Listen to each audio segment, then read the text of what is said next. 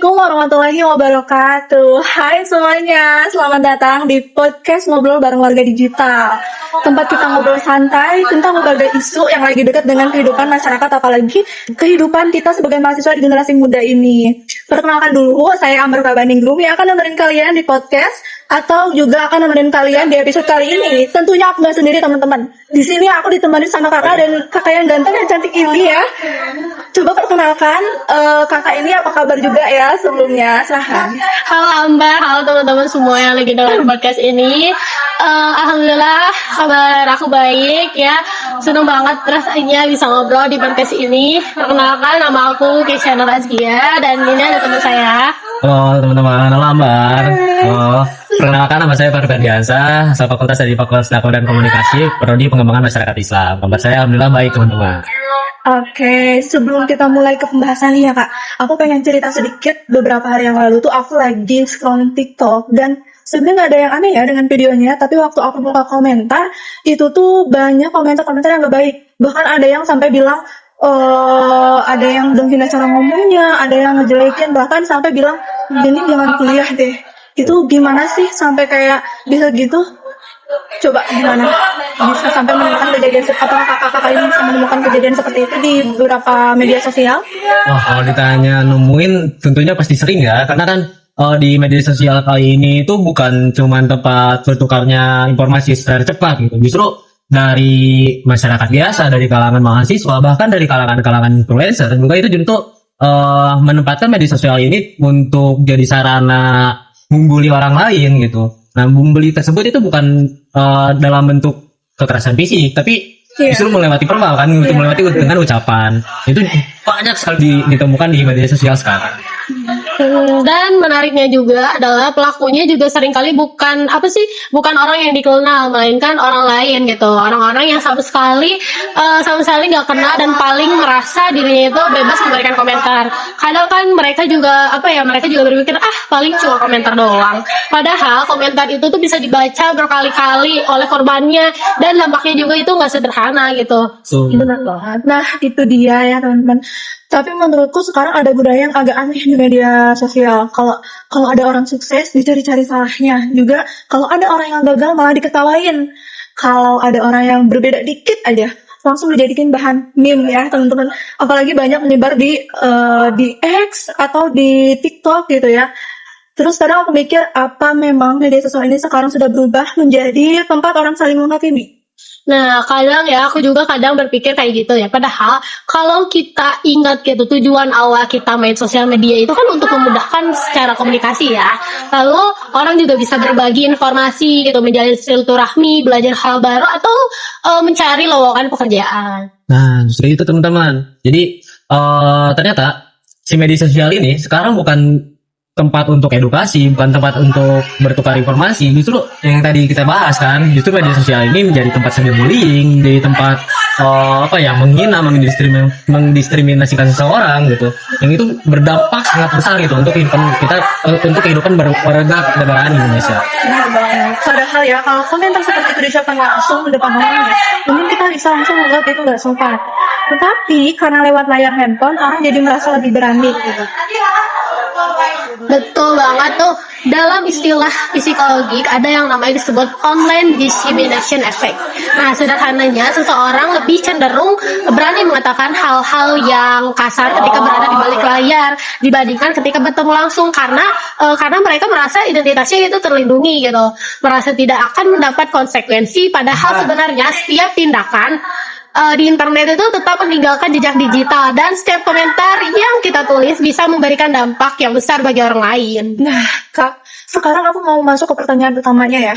Kenapa sih akhirnya kita bisa memilih tema cyberbullying dan hak warga negaraan atas keamanan digital? Karena kan sekarang tuh banyak juga isu digital yang tentang penipuan online, hoax, atau kebocoran data dan AI. Terus kenapa harus cyberbullying?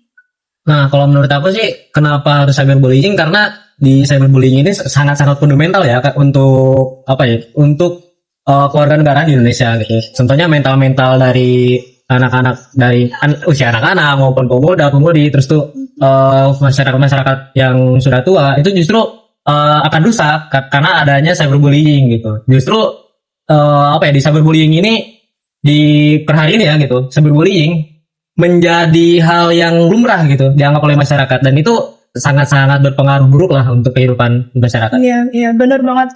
Berarti sekarang itu sebenarnya tema ini nggak cuma ngomongin etika aja ya, tetapi juga kita menyangkut hak-hak warga negara. Nah, bener banget. Makanya dalam podcast ini tuh kita nggak cuma membahas bagaimana cyberbullying itu terjadi, tapi kita juga melihat dan melihat gitu dari sudut pandang pendidikan kewarganegaraan, bagaimana hak warga negara dilindungi, bagaimana kewajiban kita ketika menggunakan media sosial, apa peran pemerintah dan masyarakat, dan yang paling penting apa yang bisa kita lakukan sebagai generasi muda supaya ruang digital menjadi tempat yang aman. Bullying terjadi di media sosial, banyak orang itu menganggapnya itu sebagai sesuatu yang sepele atau yang biasa. Padahal kalau kita lihat dari dampaknya, cyberbullying itu bisa mempengaruhi kesehatan mental seseorang, bahkan kualitas hidup seseorang. Menarik ya, sekarang bentuk cyberbullying itu kan bukan cuma dari komentar aja, tapi justru beragam gitu. Jadi dari mulai membeli foto seseorang terus palsu, akhirnya melontarkan kata-kata dulu, akhirnya itu menjadi merusak citra diri masyarakat tersebut ataupun orang tersebut lah gitu. Itu mengambil hak dari orang tersebut juga kan. Kalau misalnya kita menyangkut ke hak dan kewajiban masyarakat. Kadang aku juga heran kak, misalkan ada orang yang lagi viral karena melakukan kesalahan, bukan dikasih masukan, malah rame-rame dihina, mendoakan keluar dari Islam, padahal belum tentu semua informasi yang beredar adalah benar ya. Iya, nah itu salah satu fenomena yang sering banget terjadi ya. Media sosial tuh membuat informasi atau penyebaran itu sangat cepat ya. Sayangnya emosi juga ikut menyebar dengan cepat. Misalnya ada suatu video berdurasi 30 detik, orang langsung menyimpulkan bahwa seseorang itu jahat, bodoh, atau tidak layak dihargai lah. Padahal kita nggak tahu kan apa yang sebenarnya terjadi sebelum dan sesudah video itu direkam. Nah, karena di zaman sekarang itu kan ada istilah FOMO ya gitu. Nah, justru dari hal FOMO tersebut kan jadi banyak orang itu ikut-ikutan untuk menghina seseorang gitu, baik itu kesalahan ataupun karena kekurangan fisik. Nah, akhirnya dari FOMO tersebut orang-orang tersebut terus malah makin banyak. Nah, fenomena ini dalam ilmu sosial sering disebut sebagai ground effect, yaitu kecenderungan seseorang mengikuti perilaku menyikapi atau mayoritas tanpa melakukan penilaian sendiri. Jadi tanpa analisis terlebih dahulu. Jadi masyarakat itu langsung, oh kayaknya karena orang ini banyak yang mengikuti, kayaknya bener deh. Jadi selain kayak ikut arus ya. Iya, betul. Kadang kan orang berpikir juga semua orang juga komentar kayak gitu kan. Jadi saya ikut aja gitu. Padahal satu komentar itu tuh yang kita anggap sepele itu bisa menjadi tambahan tekanan bagi korban gitu. Bayangkan kalau misalkan ada 1000 orang berpikir seperti itu, korban harus membaca 1000 komentar negatif itu gitu. Itu tentu bukan hal yang mudah buat si korban itu. Berarti kalau sekarang kita lihat dari sisi data ya kak ya, di sini kadang ada juga yang bilang yang viral aja, dan sebenarnya ada nggak sih data yang menunjukkan kalau cyberbullying ini memang menjadi masalah yang cukup besar? Tentunya ada ya, bahkan datanya cukup mengkhawatirkan kalau kita lihat laporan dari asosiasi penyelenggara jasa internet di Indonesia, atau bisa disingkat dengan APJI gitu maaf. Tingkat presentasi internet di Indonesia sudah mencapai ke sekitar 79% gitu dari total penduduk. Artinya dari 220 juta masyarakat Indonesia sudah terhubung dengan internet. Kalau dipikir-pikir angka itu luar biasa besar kan gitu. Mulai dari anak sekolah, mahasiswa, pekerja, sampai orang tua sekarang aktif menggunakan media sosial gitu, atau menjadi digital. Semakin banyak orang menggunakan internet, ya semakin besar pula kemungkinan terjadinya interaksi, termasuk interaksi yang negatif kan. Dia lalu selain itu juga survei yang dilakukan oleh UNICEF menunjukkan bahwa sekitar 45% dari 45% anak dan remaja di Indonesia juga pernah mengalami cyberbullying. Artinya hampir 1 dari 2 anak remaja itu pernah menjadi korban perundungan di dunia maya gitu. Ini juga bukan angka yang kecil. Lalu Kementerian Pemberdayaan Perempuan dan Perlindungan Anak juga mencatat bahwa kasus kekerasan yang berbasis digital ini juga terhadap perempuan dan anak terus meningkat. Dalam beberapa tahun terakhir, hal ini juga menunjukkan bahwa ruang digital masih belum sepenuhnya aman bagi semua.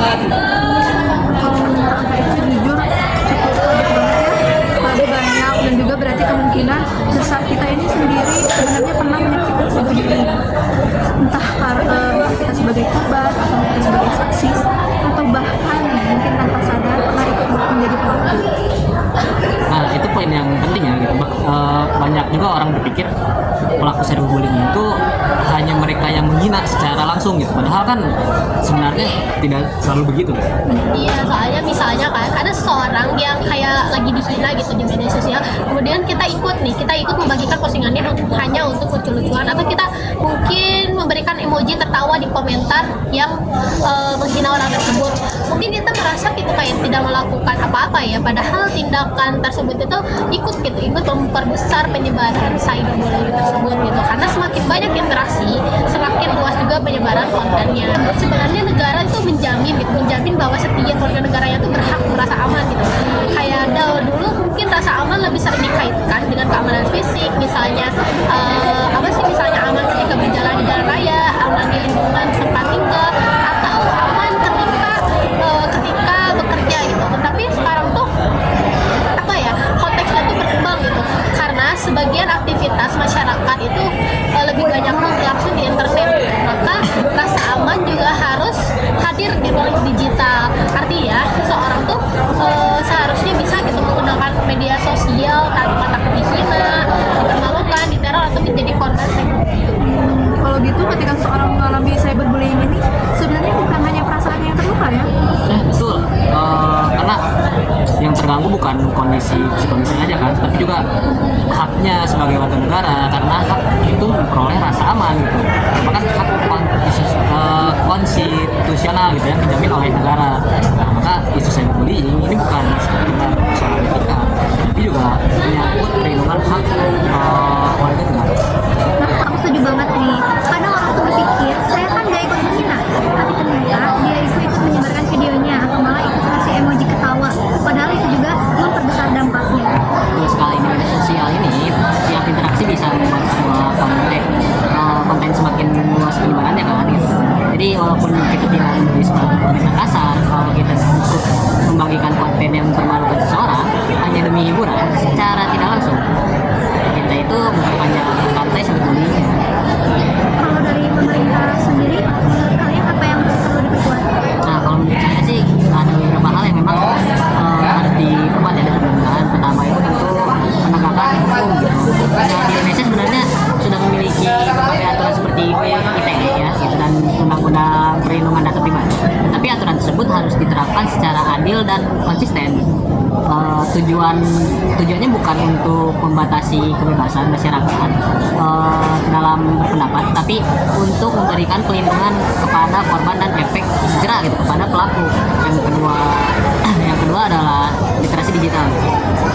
Pemerintah perlu terus mengadakan edukasi kepada masyarakat mengenai etika bermedia sosial, karena faktanya masih banyak orang yang tahu cara menggunakan media sosial tapi belum memahami bagaimana menggunakan secara bertanggung jawab.